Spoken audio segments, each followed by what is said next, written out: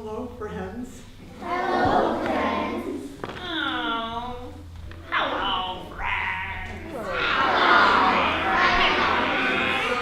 Wow. Oh, pretty good. We have some great actors in this group.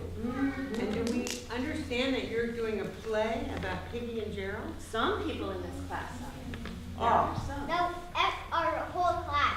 If you are in the upcoming performance of Piggy and Gerald, would you just put a quiet hand in the air so we can see how many? Oh my gosh. You Okay. put your hands down. If you have ever done any kind of pretending or acting or storytelling, could you put a quiet hand in the air? All right. Oh, this I is said I good. thought we were with really experienced people. Where? Good, because we need your help.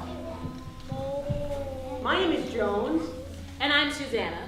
and we love telling stories together. But you know what we love even more?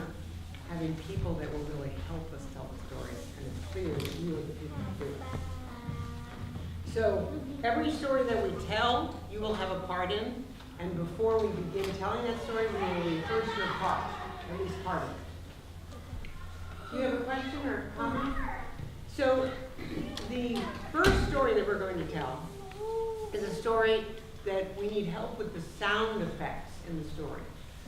So I will be making sounds, and when I make them, you will be making them with me. So one of the sounds you're going to make are sounds of going from an up to a down sound. So watch it. Watch me first. Watch Joan's hand. Oh! And we're also going to do sounds that go from down to up. Perfect. And follow my hand. I see some of you are doing that. And so as my hand moves, I want you to move your sound. So it's coming from down to low. And it stops. When it stops, you stop. The stopping is important. Oh, it's really important. Otherwise, we'll miss the next part of the story. Yeah, so let's try that again. We're going from, in fact, maybe we'll go the opposite way. We'll go from up to down. Watch my finger. Watch that finger there.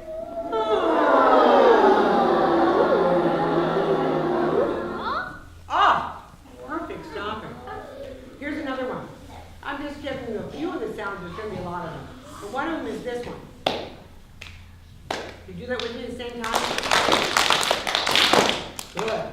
And how about this one?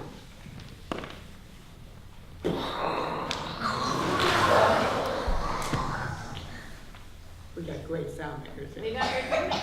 So you know that when I'm making the sound, you're making the sound with me, and when I stop, you're doing what? You're stopping. Terrific. Now, the story that we're going to tell is about a very famous character by the name of Anansi. If you have ever heard of the name Anansi, the trickster spider, could you put a hand in the air? Beautiful, yeah. Put your hands down.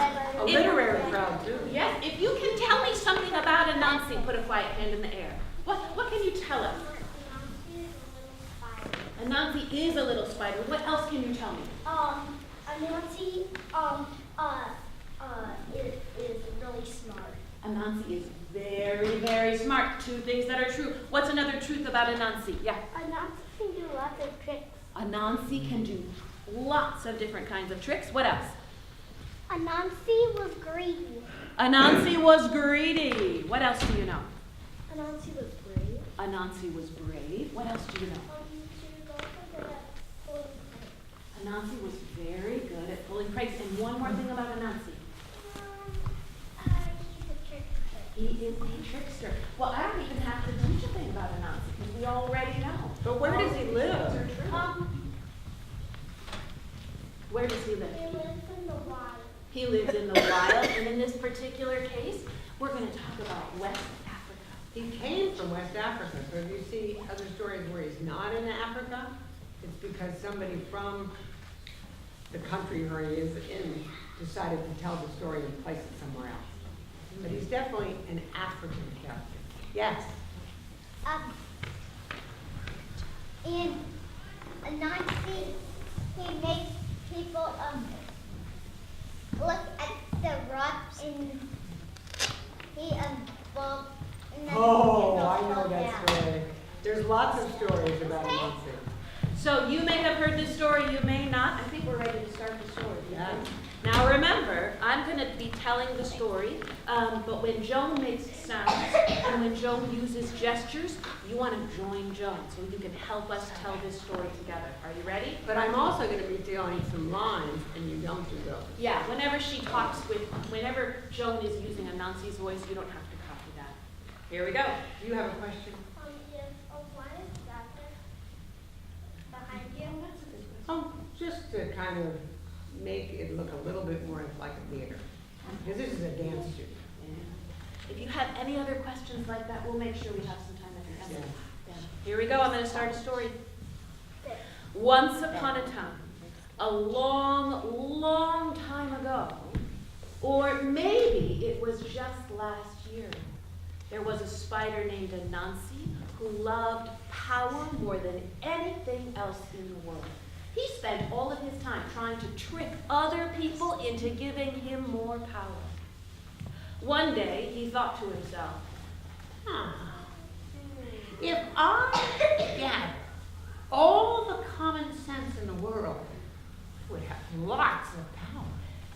And so everyone would come to me with their worries and seek advice, but I wouldn't give them any of my common sense until they gave me lots of money. and so, Anansi began traveling the world, gathering up wisdom wherever he could find the wisdom. He gathered up wisdom about money, how to make money and how to spend money, how to save money, and how to give money away.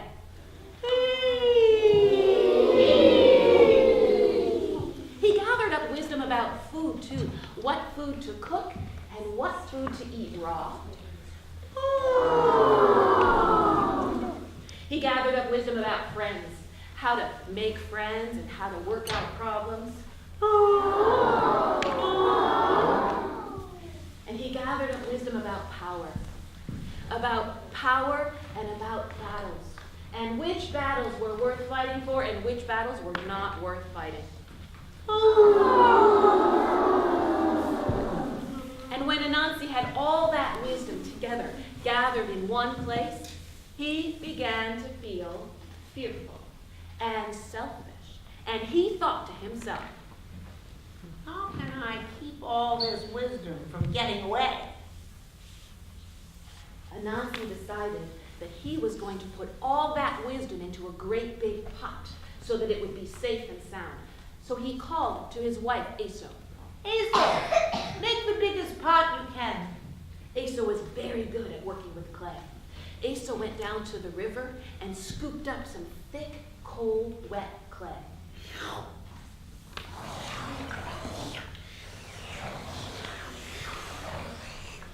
Aso took some of that clay and made a ball.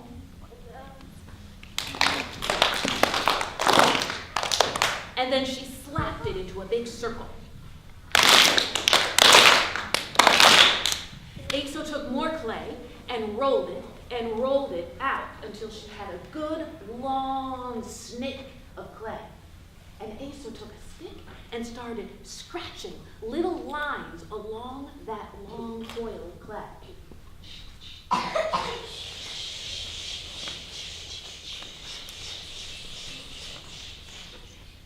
Aso took one end of that coil and pinched it to the bottom of that circle. Aso pinched the clay around and around and up and around and up and around and up and around until she had a great big pot. Then she took some more of that clay and she fashioned a little stopper and she dragged this big clay pot and this stopper out into the sun so it would dry.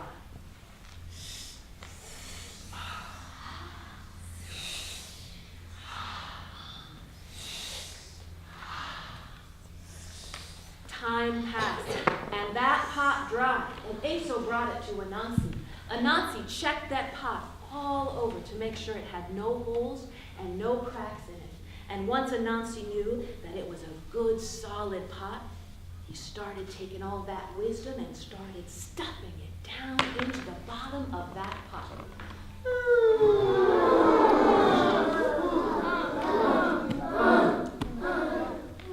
When all the wisdom was inside that that pot, there was still a little bit of room. So Anansi took some cocoa beans and shoved them onto the top.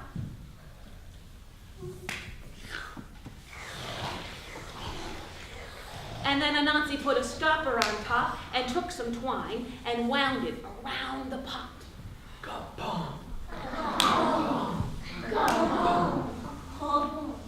And when Anansi had this pot all full of all the wisdom in the world sealed up good and tight, he began to feel fearful and selfish. And he wondered to himself, Can I hide this so that nobody knows where it is but me? Anansi started searching for a place to hide his great pot of wisdom. He searched through the tall grasses, he lifted up every single rock, and then he looked up, and he got the best idea. He decided that he was going to hide his pot of wisdom in the tallest tree he could find. So he searched and searched and searched, and finally he found it, the tallest tree in the world. Anansi stood at the bottom of the tree, and he tied this pot of wisdom around his neck so that it was resting on his belly, and he started climbing the tree.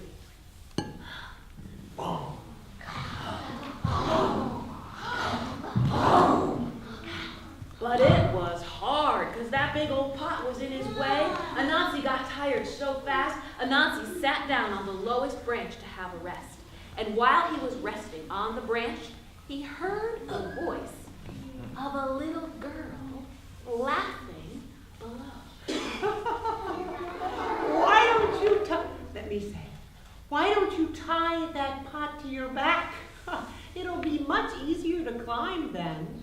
Anansi thought this sounded like a smart idea, so he pushed his pot around to his back, and he started climbing again, and this time it was much easier to climb that tree.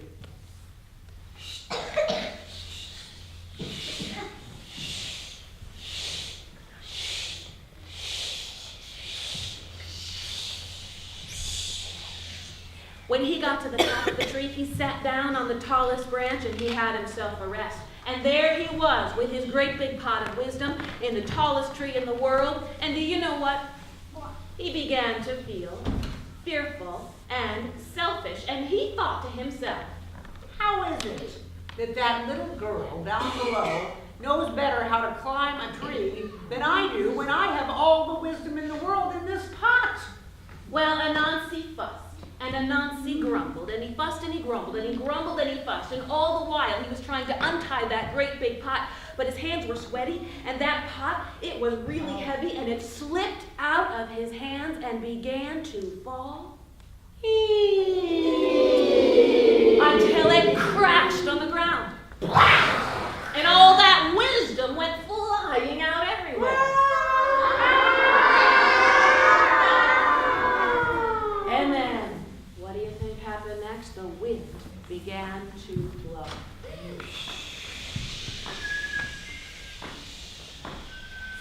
And the wisdom spread out on the wind.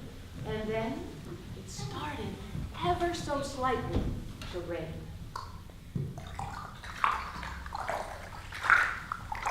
And then it rained a little harder. And it rained harder. And it rained harder. And the thunder crashed. And the wind blew. Then the wind went away and the rain got quiet.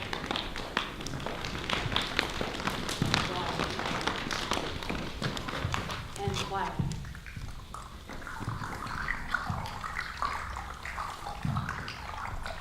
Until it stopped.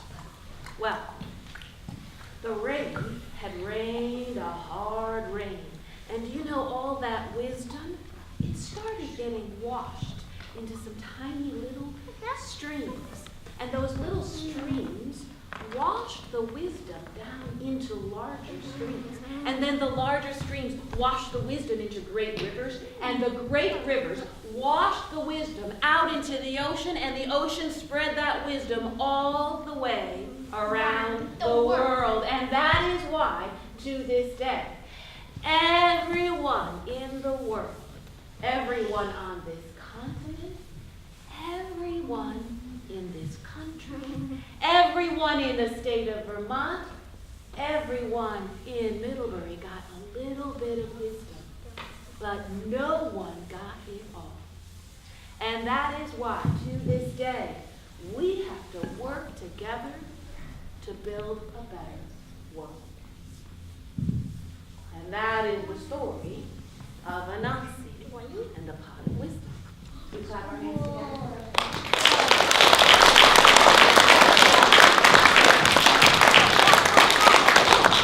Wow, great following along with the sounds and making good sounds to really fill out the story. Thank you so much for doing such a good job of attending to that.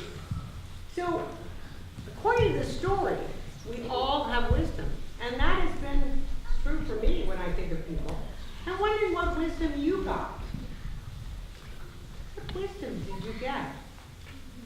Oh, here's somebody who has some wisdom, yes. I got smartness. Smartness specifically about what? Math. Math. Math, smartness, that's certainly wisdom, yes. Smartness, yes. For the math. Ooh, so you really know how to work your body. Yes. I got smartness about About plants. And what do you know about plants? It's so important to know, have wisdom about body. Ooh. What kind of wisdom did you get? I got wisdom about writing. Oh, you know how to write. Oh, great. We need writers, always need writers.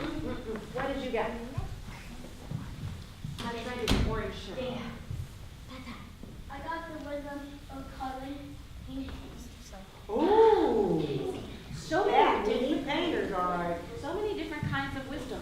Let's hear two more. Okay. Let's hear two more. What kind of wisdom did you get, my friend in a green shirt? Luckiness. Luckiness. Whoa. That's interesting, to the wisdom of luckiness. So that you know when you're lucky. Yeah, that's an important thing to know. Let's hear one more. What kind did you I get? got wisdom about reading. Reading. Oh, so you can read? You can read and read a lot? Oh, that's a great one. Well, now I gotta tell you, when you have lunch today and you're sitting at lunch, if you didn't get a chance to share with everyone right now your kind of wisdom, lunch will be a great time to share that with people that you're eating with. It'll be a good topic of conversation. So, someone said they had a wisdom about plants. Where is that person? You have plant wisdom. My friends, the next story is actually a story about someone who has wisdom about plants, and specifically flowers. Specifically flowers. And there is an emperor in this story. Now, before we start, can somebody tell me, put a quiet hand in the air, what is an emperor? What is an emperor? My friend in a blue shirt. An emperor is a kind of a king, that's right. What else can you tell me about an emperor? My friend with flowers on her shirt.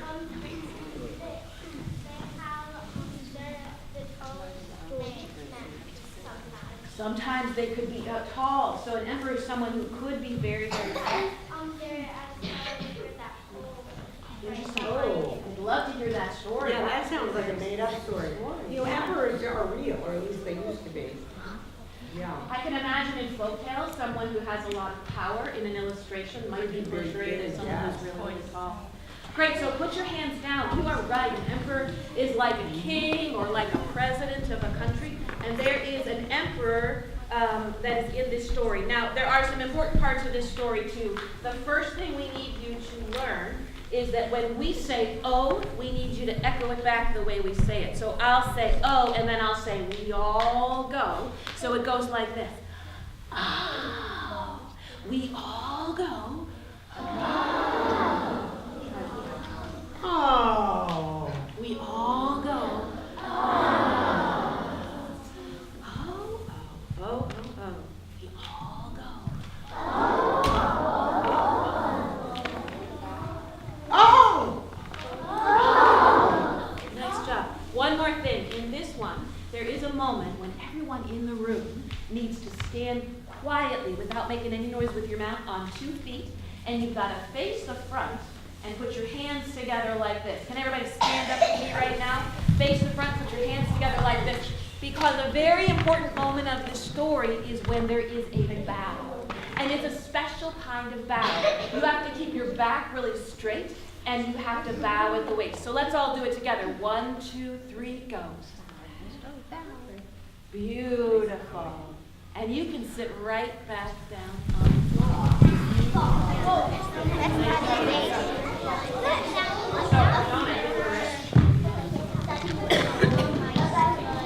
One question before we start.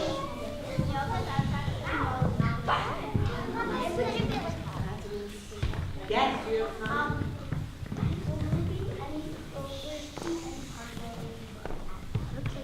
Well, we just got some. Up here, there won't be any up here. But you'll be acting. But you'll be acting. You can, if you can act up here, you can certainly act in the chair or on the floor, right? Once upon a time, a long, long time ago, or maybe it was just last month, there was a child named Pink who loved flowers more than anything else in the world. I'm Pink, and as far back as I can remember, I have always loved flowers. People in my village think I might have some magic because every seed I plant always blooms. I've grown peonies, azaleas, and locusts, and orchids. I've even grown little orange trees. There were others in the village who loved flowers too. In fact, they planted flowers everywhere. Everywhere you walked, it smelled like the finest, sweetest perfume. We all go. You know, the emperor loved flowers too. The emperor of China loved flowers too. Oh, he loved birds, and he loved all kinds of animals, but he really loved flowers. And in fact, he had his own garden, and he took care of it every single day. But the emperor was very, very old. He was very, very old, and he had to find a successor to the throne. He had to find someone who would take his place as the emperor after he died. But he didn't have any children. Who would the successor be? How would the emperor choose? People all over China were worried about this very same thing. They all said, oh, oh, oh, oh, oh. We all said, oh, oh, oh, oh, oh. Even the families were worried. Even the families were worried, especially the families. Mothers and fathers whispered about it over steaming cups of tea. Priests burned incense in the temples to ask for advice. Even the panda bears and the wild yaks were having a hard time sleeping at night. The emperor pondered and mused and pondered and mused. And then one day, he had an idea. Oh, we all go. He decided that since he loved flowers so much, he would let the flowers decide who would become the new emperor. He decided that he was going to pass out some seeds. This is where pain really comes into our story. Well, one day, a messenger from the emperor came to our village, and he invited everyone in the whole land to go to the emperor's palace. There, at the palace, each of us would receive from the emperor himself a very special seed. Whoever did their best with that seed would become the next emperor. This news caused great excitement across all the land. Everyone went, oh! We all go, the children went rushing to the palace to get their seeds. Every single parent hoped that their own child would become the next emperor. And every single child hoped that for themselves, and that included Penny. Receiving the seed from the emperor was the happiest moment in my life. Oh. We all go. Put it carefully in my pocket. I knew I would take good care of it because I always had been able to make plants bloom. And I couldn't wait to find out what kind of flower it would become. When I got home, I took out a little pot. I put some soil in it, I took the seed very carefully out of my pocket, planted it in the pot, covered it up, watered it, put it in the sun, and waited. I did that every day, and nothing grew for 2 weeks. I was confused. Oh. We all go. I thought maybe it needed a bigger pot. So I put a bigger pot out. I put some more soil in it, better soil. And then I very carefully took the seed from the smaller pot, put it into the larger pot, again covered it with dirt, watered it, put it in the sun, and waited. After 2 months, nothing happened. Day by day, a whole year passed, and nothing ever grew. Ah! We all go. When spring came and the big day finally arrived, all of the children put on their finest clothing so they could greet the emperor. And they picked up their flower pots filled with big, beautiful flowers, and they went rushing to the palace. I didn't want to go. I was ashamed of my empty pot. I thought, I think I will stay back and not go. I thought everyone would laugh at me because for once I hadn't been able to get a seed to grow. And all the children from my school were rushing by my house. One of them was carrying a purple and green orchid. Hey, Ping, come on, Ping, you don't want to miss it. Another one was carrying a big yellow chrysanthemum. Hey, Ping, let's go. Ping, come on, where's your flower, Ping? I was trying my best to hide it. Is that it? Oh, Ping, you're not going to go to the emperor with an empty pot, are you? I mean, couldn't you grow a great big flower like mine? I've always been able to grow flowers, but for some reason, I can't with this seed. Ping's parents overheard this conversation, and they went to Ping and they said, Ping, you did your best, and your best is exactly what the emperor wants you to bring to him today. You must go, Ping. Oh. We all go. Oh. So I took my empty pot to the palace. At the palace, children were crowded around, each with their flowers. Each flower was more beautiful than the last. They were so excited they want their flower to get looked at first. They all said, oh, oh, oh, oh, oh. We all go, oh. The emperor was looking at each one of the flowers, one by one, by one, by one. He was not speaking, and he was not smiling. Finally, he came to me. It was the worst moment of my life. I hung my head in shame. I stood up. I bowed. And I lifted my empty pot. And the emperor said, oh, you can sit down, it's not time to get up quite yet. Almost. The emperor said, what is your name, and why have you brought me an empty pot? I took a deep breath. My name is Ping. I took your seed and I planted it in a small pot with rich soil, and I cared for it for a couple of weeks and nothing happened. So I thought I would put it in a larger pot with richer soil, and I did that. And I watered it, and I sunned it, and I took care of it every day, but nothing ever grew. All I ever had was an empty pot. It's the best I can do. And for the first time that day, the emperor smiled, took a step toward Ping, put a hand on Ping's shoulder, and said, people of China, we have found your next emperor. Everyone was surprised, especially Ping. Oh. We all go. Ping, where those other children got their flowers from, I do not know. For the seeds that I handed out had all been cooked, boiled until there was no life left in them. You never could have, none of you could ever have grown a flower with the seeds that I handed out. Oh. It was a test, Pig, and you passed. Oh. People of China, I want your next leader to be someone who tells the truth.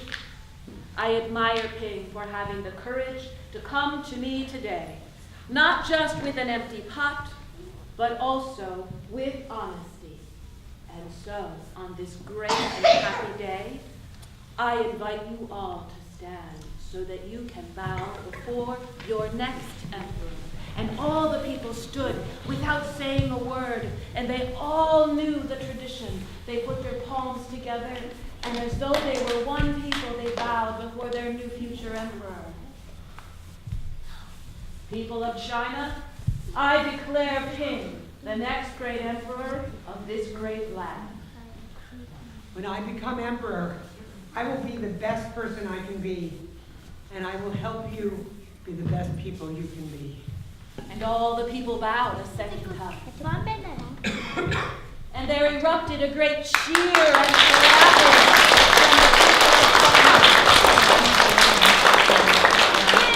and that is the story of Ping and the empty pot. You can sit right back down in your seats. What a beautiful document.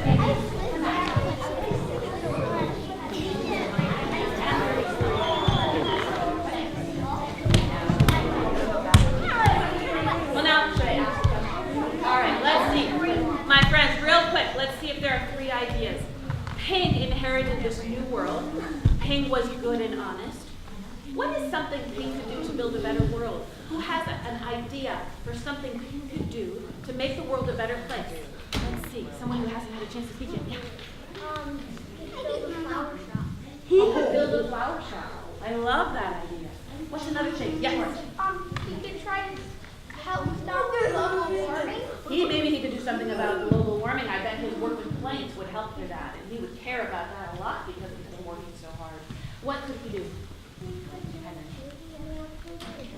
He could grow more plants. Maybe he could teach other people in other countries how to take care of good plants. My friend in a rainbow shirt, what do you think?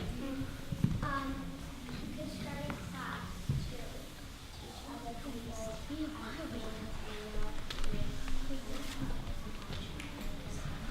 Wonderful idea. Education is a big part of it. Yes, Yeah, indeed. yeah. You know, suddenly Ping, when he becomes emperor, will have a lot of power. And power can be a very confusing thing when you have power. And there are lots of stories about it. And we're going to end with one more. Going to put your hands down. And this is a story that perhaps you have heard before called The Sun and the Wind. And can I say before we start, someone asked, are we going to get to do some acting? This is one where you want to be on your toes. Because in the middle of the story, Joan is going to ask you right in your spot to do some really important acting. We're going to really need you to move your body. And you will follow too. I probably won't do it. Oh my God, you really It's okay. Well, we're letting you make that decision. So this is a story that was created a long time ago by a man they think is named Aesop.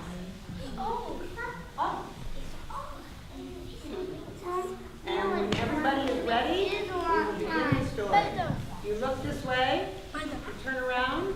If somebody in the middle is turning the wrong direction, he's putting on a coat. Want to turn around? Turn around this way. Okay, let's see if everyone's ready.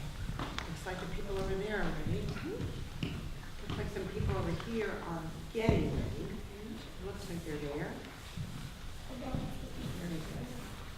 Once upon a time, a long, long time ago, in fact, it might have been just this morning, the sun and the wind were in the sky quarreling about which was the stronger. Each believed herself to be more powerful. Son, I am more powerful and stronger than you. No, you're not. Yes, I am. No, you're not. Yes, I am.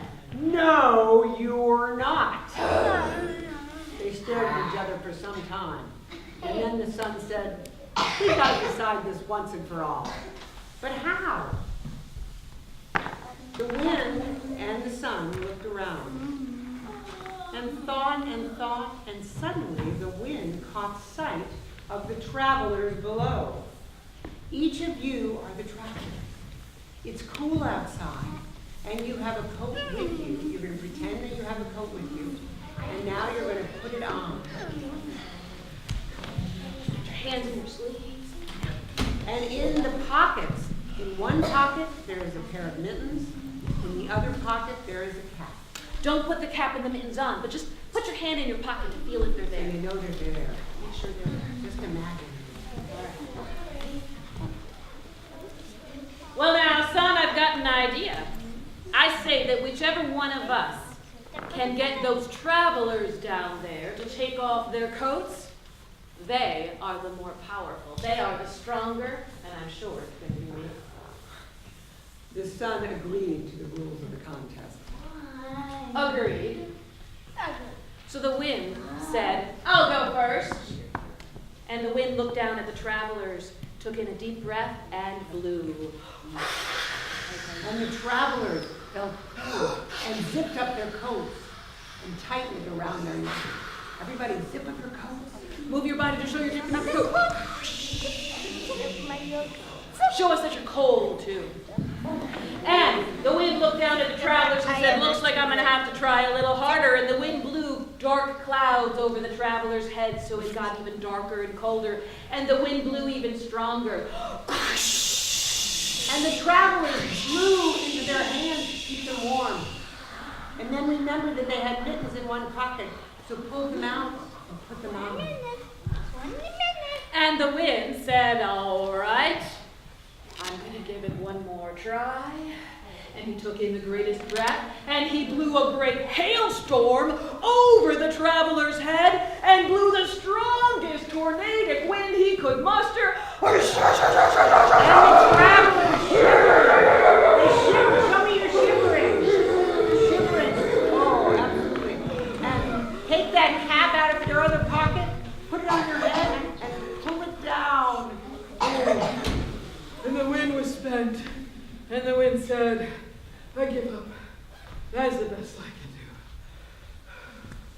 And so the sun rushed away over the clouds, so there were little holes in it. The wind left behind and shone some rays on the traveler. And the travelers started to relax their shoulders. Move your body to show that you're feeling warmer. And move your body to show you're taking your hat off your head and tuck it in your pocket and give your hair a shake. It feels so good to feel that fresh air. And then the sun stretched its rays through the rest of the clouds and aimed them towards the travelers. And the travelers' hands began to feel hot and sweaty inside their mittens. Wiggle your fingers to show they're hot and sweaty. And they peeled off those big, thick mittens, and they stuck them in their other pocket, good and safe. And they shook their fingers in the breeze. It felt so good to feel that warm air. And then the sun crept to the very top of the sky and shone its brightest rays upon the travelers' heads and shoulders. And the travelers smiled because it felt so good to feel that warmth. Move your body to show you're unzipping your coat really slow. It's a really heavy coat, so show how heavy it is when you take it off your back. And you let it drop to the ground. And let out a great big sigh because it feels so good to be free again. The sun had won the contest. The sun had won the contest. Boy, son, I never thought you were going to win that one. Warmth wins where cold blister fails. Yes, yes it does. And that's the end of the story. The sun and the wind. Wait, maybe Boston told her to get them put on their jackets.